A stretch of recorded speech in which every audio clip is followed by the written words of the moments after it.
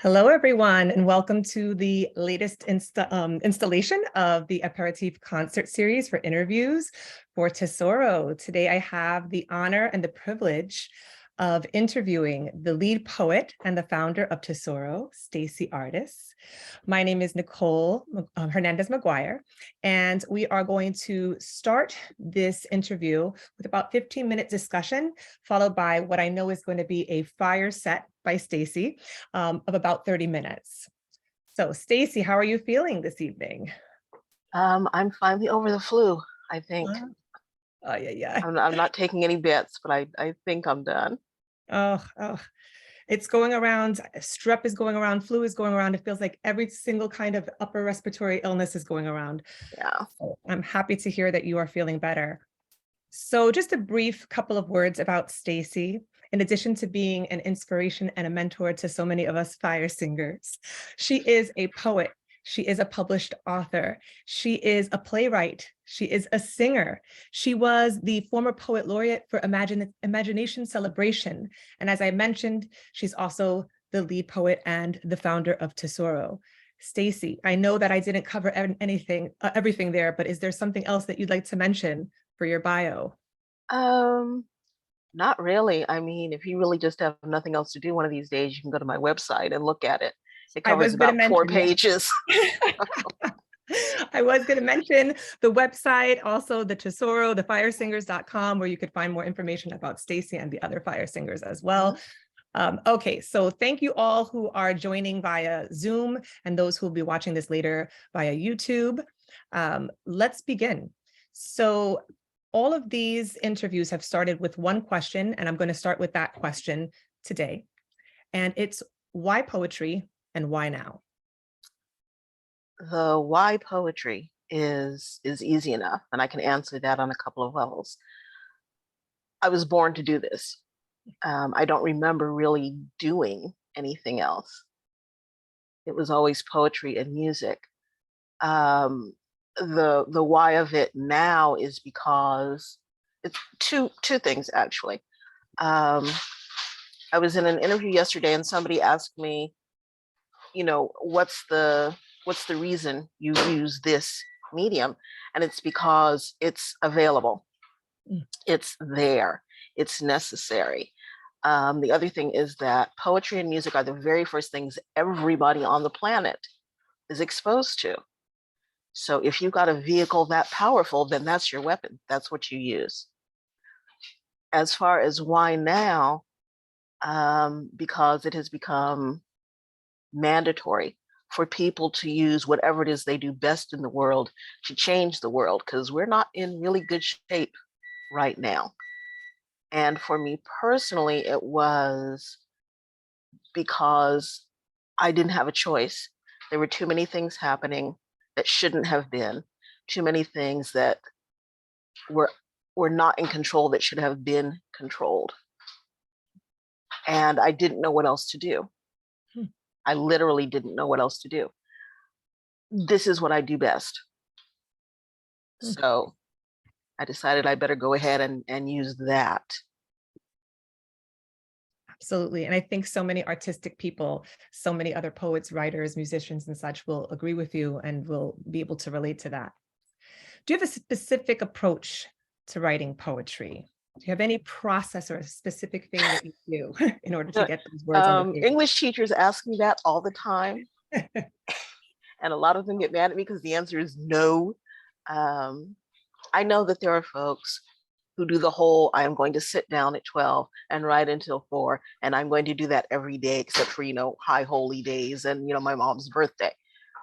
I can't do that. And I'm not saying that that's not a good method. I'm just saying it's not mine. I tried that once.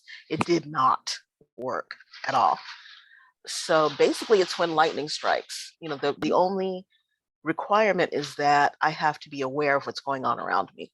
If I'm closed down emotionally or physically or whatever, I can't write. If I'm so close to something that I can't be objective, even a little bit, then I can't write.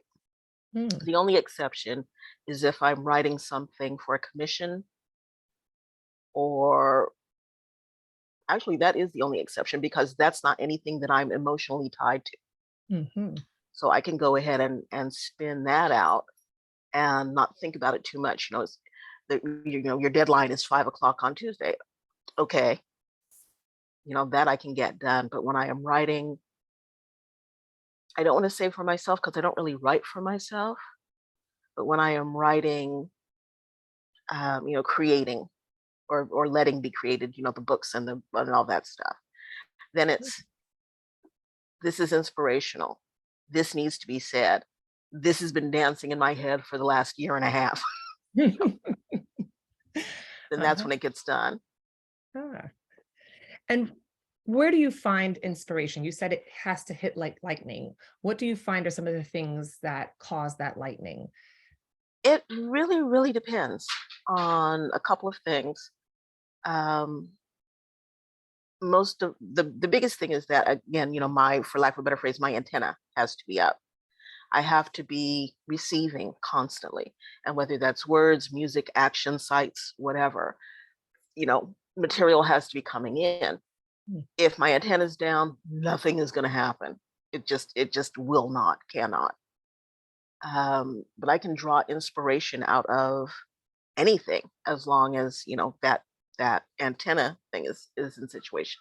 The antenna situation is in play, and so that means the thing that just flashed into my head was walking across campus. This is a million years ago, and it was early in the fall, and there was a boy with a redhead under a tree with a golden Labrador at his feet, green tree above, just changing colors, and the sun coming through. It's like boom.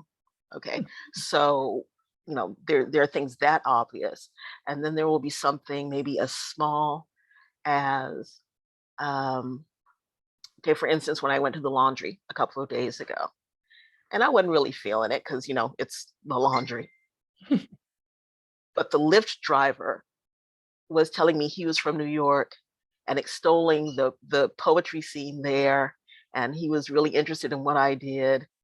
And just as I got out of the car, this charming little gentleman who was about this high off the ground, some little boy with his mom, looked at me and said hi, and just his face just lit up. I'm like, okay.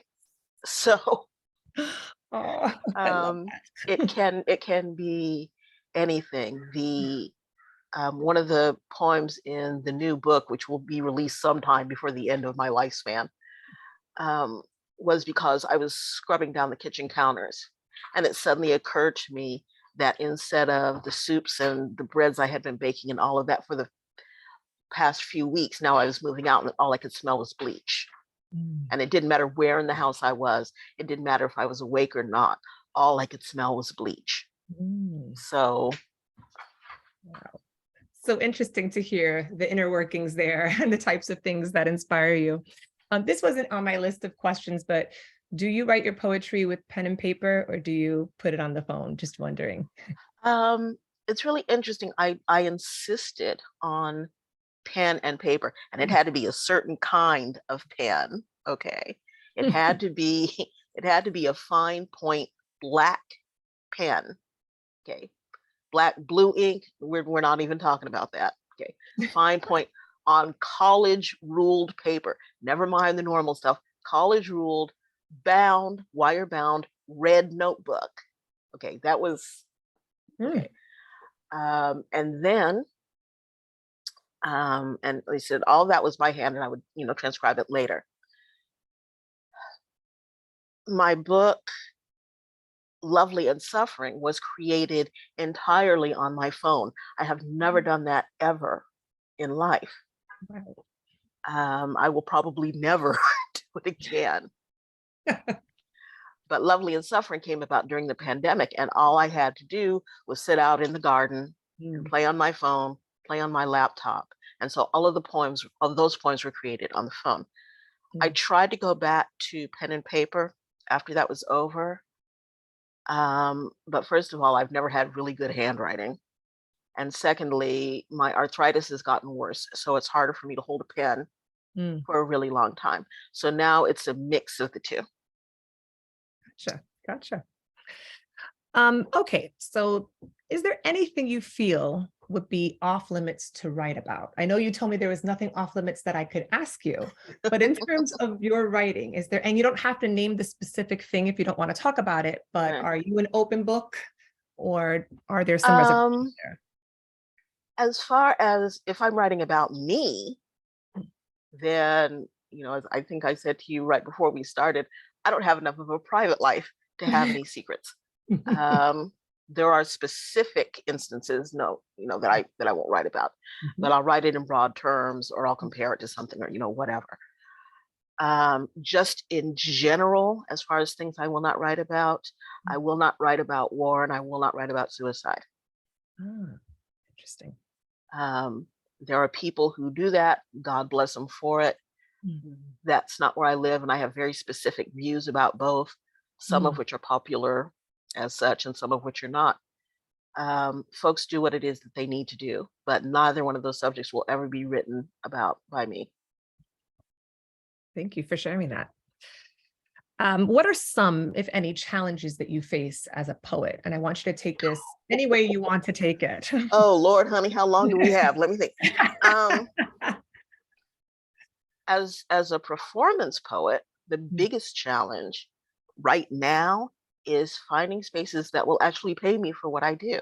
mm, When the pandemic started, as you well know, and as everybody on this grid knows, there was this huge rush to, put it on the screen for free.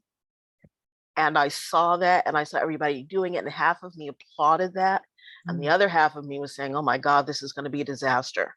mm. There's not a pandemic anymore," because now everybody just expects to get it for nothing. And what they keep forgetting is artists have to get paid. We can't live on the air that our art allows you to breathe. Okay, it doesn't work that way. So that's been a problem. As far as just in general, I think probably the biggest challenge has been, um, I'm not going to say not being taken seriously, but not being taken as seriously as some of my Anglo counterparts and Mm, almost all the men I work with. mm. It has been a struggle to make people understand, guess what? We do this too. And in a whole lot of instances, we do it a lot better. So, there's that to deal with. Um, Financial backing for this art form in particular has always been an issue Mm. because, I tell people all the time, I'm in the wrong country for this. Okay. If I were in Europe, for instance, I could tell people this is my job. Okay. Um, and instead of them saying, no, we mean your real job. What do you really do? They would just say where you, it's really interesting when I speak to folks overseas in other countries or whatever, and I say this is what I do, their first question is, where can I see you? When are you going to appear next? Da, da, da, da. When I say it here, they say, no, we mean what you really do for a living. And it's almost impossible to explain to them because this is seen in this country by a lot of people as a hobby, or just as a phase. My mother died thinking this was a phase I was going through. So, Mm. that's got to be, I think, the biggest problem, to be taken seriously and to have people understand this is a real job. And unlike other jobs, this is not a 9 to 5. There is, especially if this is all you do. There are a million other poets out there, you and I both know this, who do other things. They are, just in Tesoro alone, we have doctors, we have professors, we have teachers, we have cosmetologists, we have, a million different people doing a million other things. There are very few folks out there who just do this. And so trying to get people to understand, yes, this is a job. There's no time off. There's no paid vacation. This is what you do all the time. And Mhm. because we're poets, even when we're asleep, we're still on duty. That's right. That's right. I have two more questions. I'm looking at the time. What are you most proud of as a poet? Time to shine, That Stacy. that that is a loaded question because if I don't say Tesoro, I'm in trouble. Uh, That's a given. yeah, that's a given. Um, I can tell you the proudest moment, but I can't tell you the proudest thing. The proudest moment was when my father's birthday present was being at my first CD release party. Okay. Um, he had seen me, perform like in bits and dabs and things and all that, but he had never seen me perform as an adult, as the head of my own arts consortium, all of this. And so when I did my first CD release party, that was his birthday present. And the look on his face, that was it. That was all I could have died right then and have done my job, because my father was, among other things, my biggest fan. And so dad was one of those guys who used to stand on the street corner back in the day and break it down with his boys in, 4, 5, 6 part harmony. So he understood what I was doing, but to see it come to fruition that way, and to see, I think the space that we were in was supposed to hold max 175 people. We broke the fire code, and my father got to see that.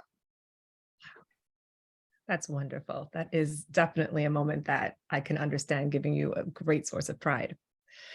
Last question, and before I do ask the question, I just want to remind people, and I believe it's still open, the fundraiser for Tesoro. It's not, but they can still send money Okay. to us anytime they like.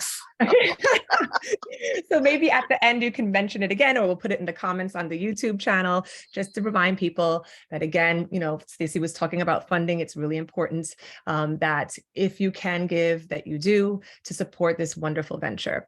Okay, so the last question is, tell the folks watching what you currently have going on and what's next.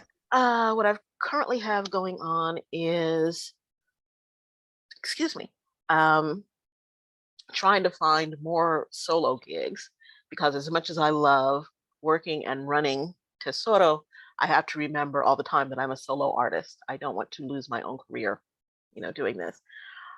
So that, a lot of grant writing, which I'm not really looking forward to, but which has to be done.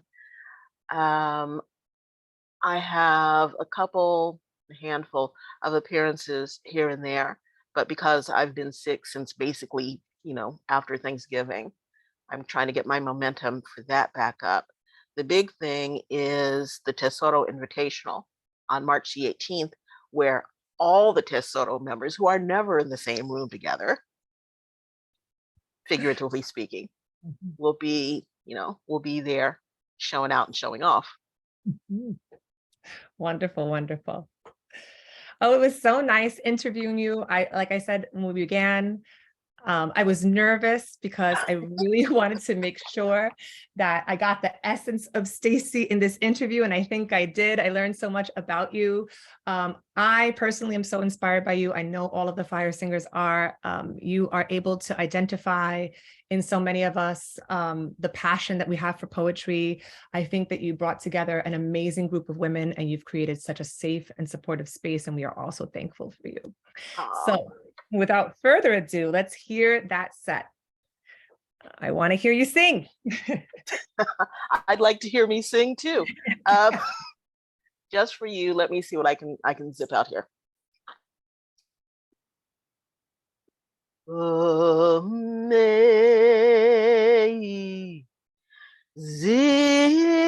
grace, how sweet the sound that saved a wretch like me. I once was lost, oh, but now, oh, now I'm found was blind, but now I see.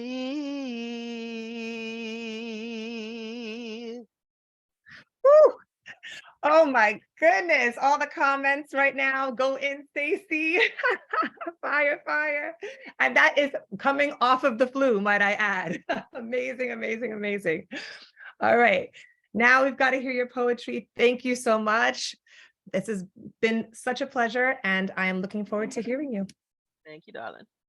So y'all have been hanging around me long enough to know I don't deal with titles. So we're not even going to start now. If you want to open up your mic so I can hear you, that's fine. I like a live situation as much as possible. And the only other thing is, clip in, hang on, because I'm just going to zip right on through. I was born to this. Born to spin words around the tips of my fingers till your circulation stops and rejuvenates itself into 24/7 heartaches that only serve to clear your head. I was born from pure hope and golden dreams that beggar any Maharaja's imagination. And if I cannot be heard, it's only because the wind in your heart does not lie at my beck and call, but it will. I am the goddaughter of a field holler and the purity of notes even Mahalia could only dream of. I cut my teeth in smoky bars, noisy coffee houses, street corners, and the whispering caress of an angel's wings. I draw blood scarlet tears when I have to. Pulverize illusions into diamond, throw light upon a passing stranger's wistful desire, and make sure that not one single word dies from not being honored. And I have spent tonight with words and music that lifted me up, cut my heart like fired glass, bored me to disgust or ennui, made me ache. All of that to say I was born to this, but I was also born to be with you.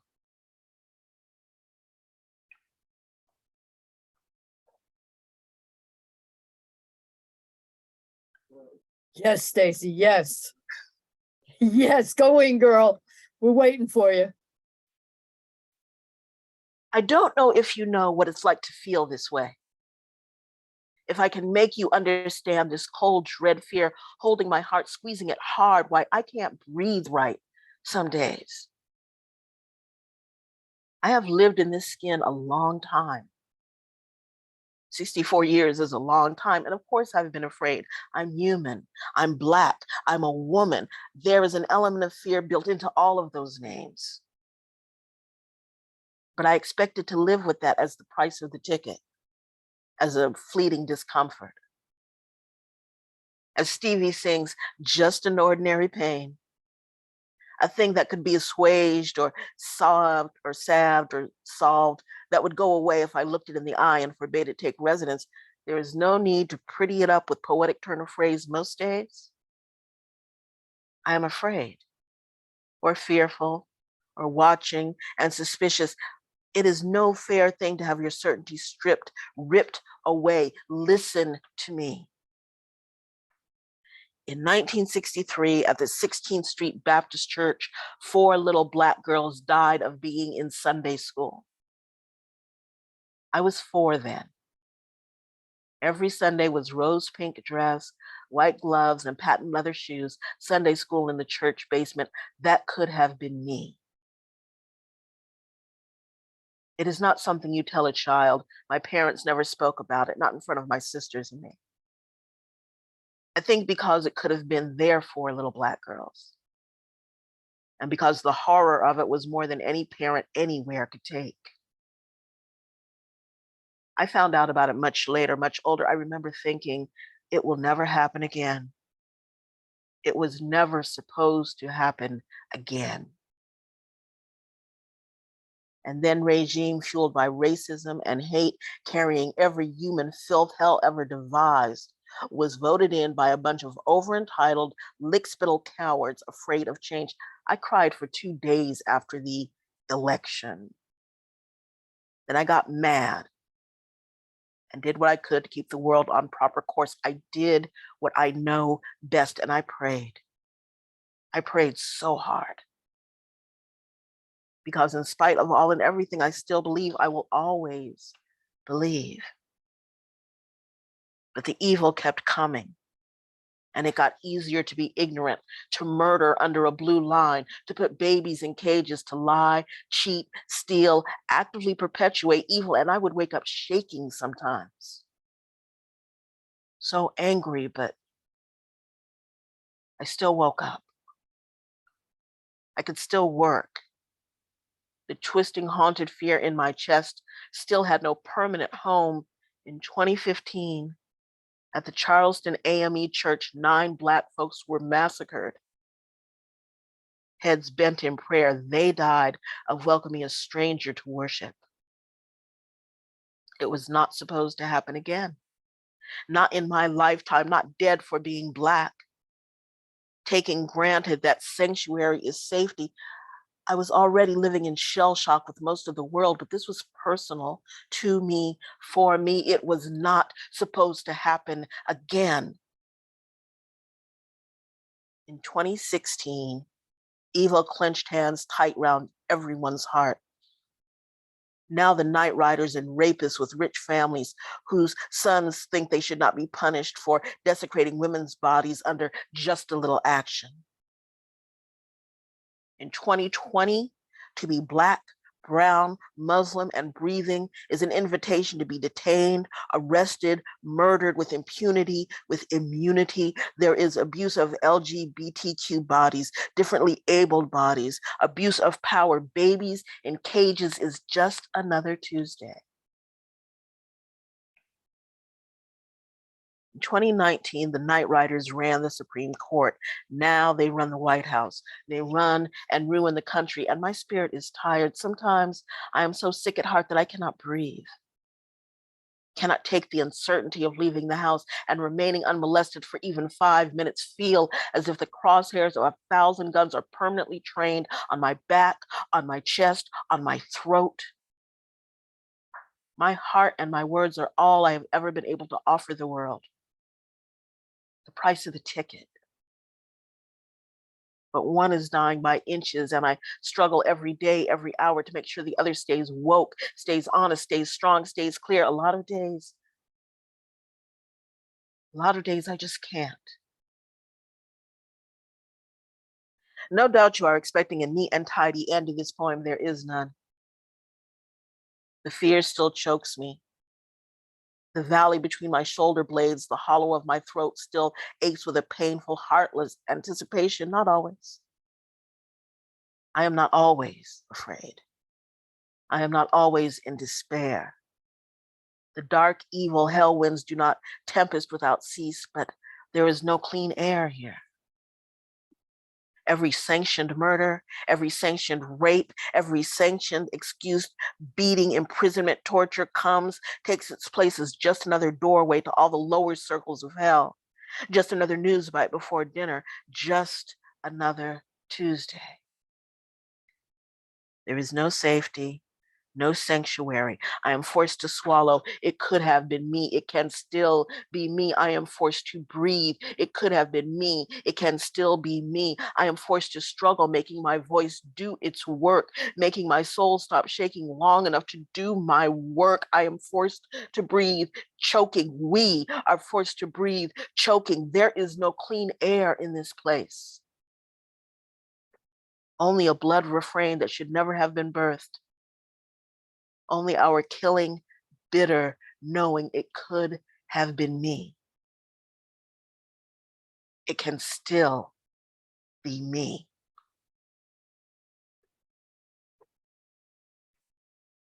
Boom.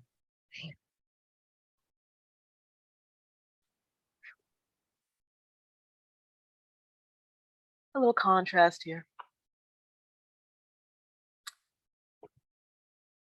When I say I need a chocolate fix, I ain't talking about that, boy. Said I'm crazy for a chocolate fix.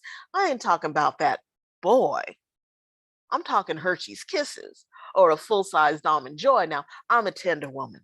Love my baby through and through. I'm a tender-hearted woman. Love that man all through and through, but if that man starts acting up, then a Nestle's Crunch will do. You see, ladies, a Dove bar won't kiss you quick, then steal your car. No Milky Way or Snickers ever left for loose women and liquor. And let's face it, be basic. Premium Ghirardelli will never put a baby in your belly. Girlfriend, you know I ain't lying. Those Three Musketeers won't leave you crying. And buying Tootsie Rolls by the pound may leave you broke, but they don't run around. Now, I know my man's attractive. You may make your eyes and flirt. Said, I know my love's attractive. You may make your eyes and flirt, but reach out for my O. Henry bar and somebody will get hurt. When I say I need a chocolate fix, I ain't talking about that boy. Said I'm crazy for a chocolate fix. I ain't talking about that boy. I'm talking Hershey's Kisses or a full-sized almond joy. Love it, love it. That was great. I love chocolate. No sharing.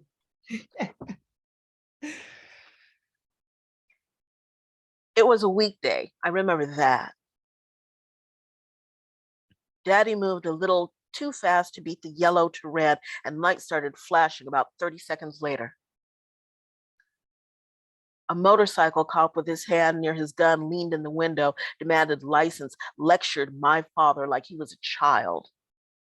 Spoke to my daddy in a way I had never heard any man address my father.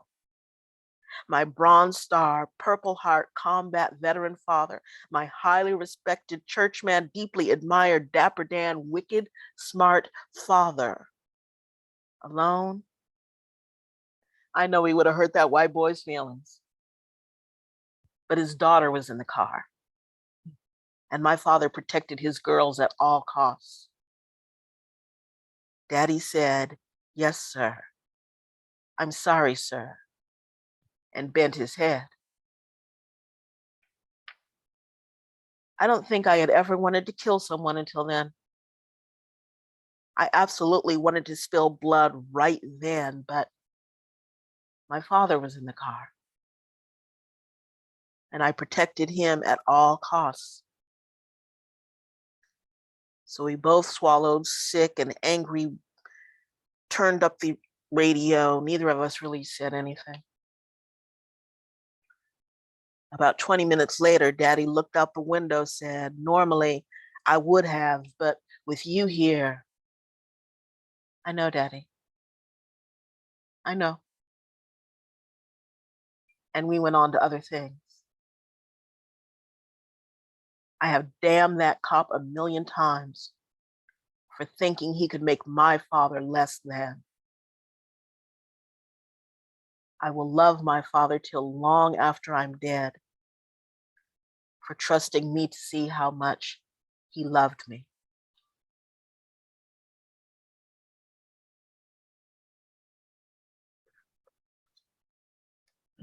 Now, because she's in the house and because her heart would be broken if I didn't do at least one of the Karen pieces, Marissa, sweetheart, we're going to do a Karen, your mammy done left the building piece. I'm just trying to decide which one. I think we'll do the original one. That one, well, they're all fun to do, but we'll work with that one. Step 1, make it all about you. Step 2, do your best to justify your ignorance, action, lack of thereof, or faux pas. Step 3, cry. It's supposed to make me feel bad. I am so tired. Step 4, get defensive. Step 5, self-deprecate just a little. Step 6, cry again. Let your voice go up half an octave. The cell will be stronger. Not more convincing, just more noticeable. I am so tired. This is all about creating tension and getting even more attention, after all, right? Step 7, use the code words. We're all sisters. I do support your people. I am not a racist. Invoke the husband, best friend, former inamorata, current partner, so that we know that you have been liberal in public, and that makes it real. Hence, only the Lord can judge you. Step 8, keep up now. Look delicate and hurt. Get that lip, eyelash action going, voice quaver. And step 9, cry. I am so tired. So tired. I am so tired of white women's tears and affirmations and denials and cries of no substance that cost you nothing but a little cheap makeup and some stinging in your foot where you stamped it too hard. Black and brown girls get the taste of their own tears slapped out of their mouths on the quick by mothers and aunties and grandmas who refuse to let us roll tongue and savor what the world is ready to crucify us with. We don't display those tears for just anybody. Which is why when you get a sister to show them, you better get right and give your soul to the Lord. Because it's about to get so deep, you will most likely not be coming back alive. We have long known those particular waters are rare resource. We don't use it up. We don't drag it out for every day. Y'all are wasteful, disrespectful, and ignorant, splashing those tears about, wasting them on nobody cares, and shut that noise up.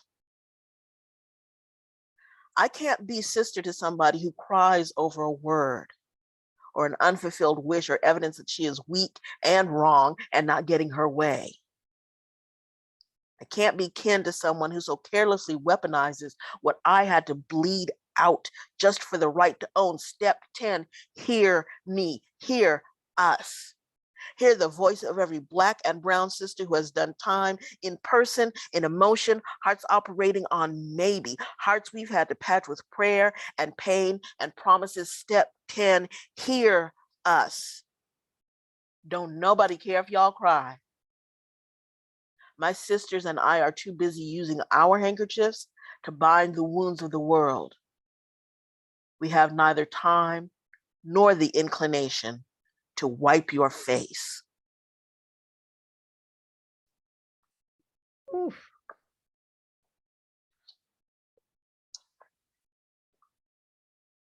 Oops. I think I'll do an older piece. Any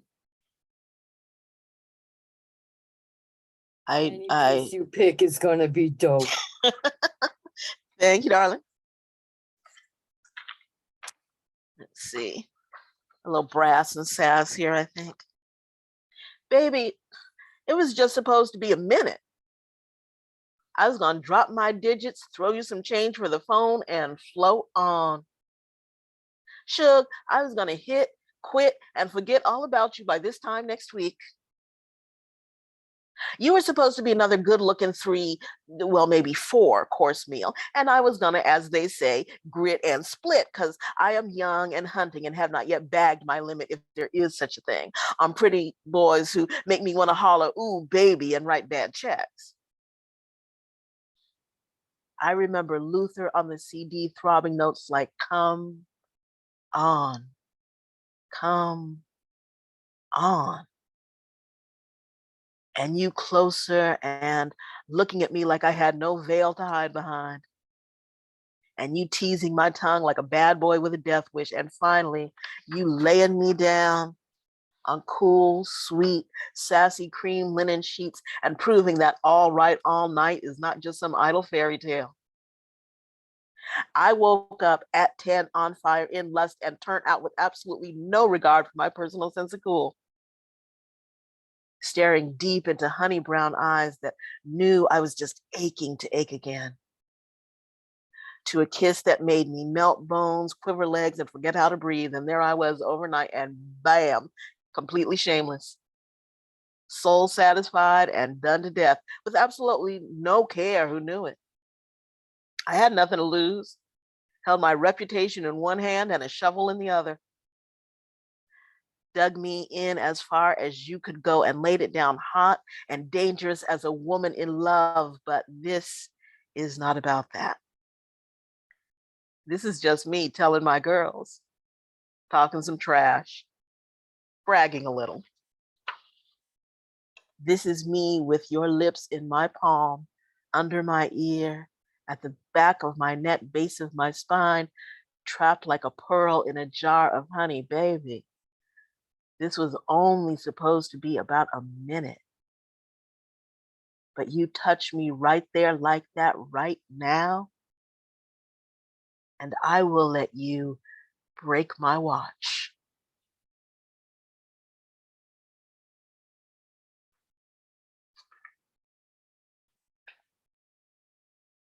So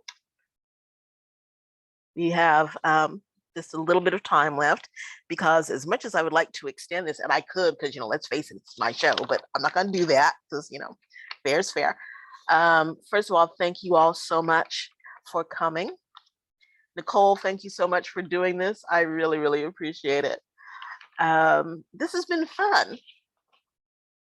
And it's always cool when I get to have fun. As Nicole said, you can still go ahead and donate to the cause. That's a year-round thing. You can go to PayPal, poetswind@hotmail.com. For these, 90% goes to the artist, 10% goes to Tesoro. We did, for a little bit of quick information, pretty well on the fundraiser. So yay, everybody who got the word out there. I really appreciate it. I am going to end this show with the poem that has ended every show, including the two I did yesterday, which is why I was really surprised I could get out Amazing Grace for you, Nicole. But this has ended every show that I have done, or almost every show, for about 40 years.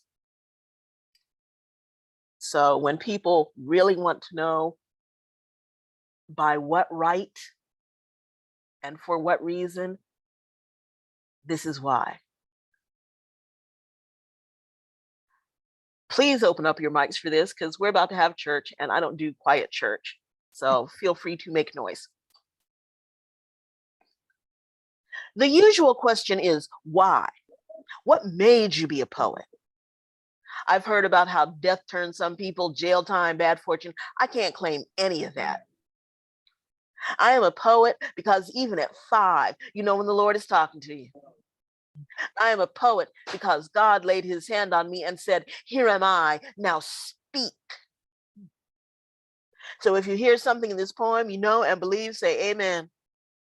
If you hear something you don't know but want to believe, sing whoa. And if you don't know and can't believe, then tip your waiter and prove you tried to keep Trump the hell out of office, so you will have done something useful with your sorry self. Amen. I am a poet because love laid its light on my parents' marriage. They held each other's hearts like jewels, polished with 5 girls, money problems, fights, and good times, so that when my mother said no to the chemo, no to the surgery, no to the cancer, she died smiling in my father's arms. I am a poet because every 7 seconds a woman is raped, because every 2 minutes a child is molested, because every half hour somebody dies alone. And every hour on the hour, government commits genocide while big business pats itself on the back. Because I applaud innovation, but tradition is the fire at which my soul warms itself. I am a poet because my nephew's smiles hang the stars. I have friends and sisters whose personal job it is to mess with me all the time. Because my baby misses me so bad when I'm away and loves me back home so sweet. I am a poet because using the language properly is like good sex. If you can't stroke it, kiss it, taste it, and then lay it down till it screams with every intended passion, keep your damn mouth shut. Ah, I am a poet because of Aretha Franklin, Langston Hughes, Mahalia Maya, and Dylan Thomas, Mary Evans, Sonia Sanchez, Gato Barbieri, Nora Jones, Duke Ellington, Nikki Giovanni, and Shaka Khan. Because of Alexander Dumas, Père et Fils, Raymond Chandler, Tina Marie, and Johann Sebastian Bach. I am a poet because when Smokey sang, "Let me be the clock for the time of your life," every woman in the world said, "Tick tock, baby." I am a poet because when I was wrong, my parents did not medicate, therapy, or offer alternative behaviors. They smacked my hand, whipped my butt, and made me hold my head up to say, "I'm sorry." I am a poet because I am a Black woman in a white world whose prayers to the ancestors bring down fire from the sky. Then I kiss into the diamonds I want to hang in your ears because the words retard, fag, slut, nigga bitch are still accepted and recognized parts of conversation. I am a poet because Sacagawea got jacked up on the gold dollar. Cleopatra was a sister. And because rejecting European standards of beauty, I roll out every morning so damn fine that I am illegal in all 50 states and most of the US territories. I am a poet because I know God, because I know he laid his hand on me and said, "Here am I. Now speak." Woo. Everyone, if you boom, don't have those mics open, please open them up and give boom. this woman her flowers, Are please. you shitting me? That was dope. Thank you, Jane. Ooh, Wow. Every time. Every thank time. you, Jennifer. Thank you so much, Stacy, for blessing our ears this evening. That was amazing. Thank you so, so much. Thank you so much, Charlotte, for doing this again. I truly appreciate it. And we will be back next week with another installment of the Aperitif concerts. Again, if you would like to contribute to the cause or to me, it's poetswind@hotmail.com, on PayPal. And as I say, 90% goes to the artist, 10% goes to Tesoro, so we can keep the lights on. Nikki, go ahead and send them home. Good night, everyone.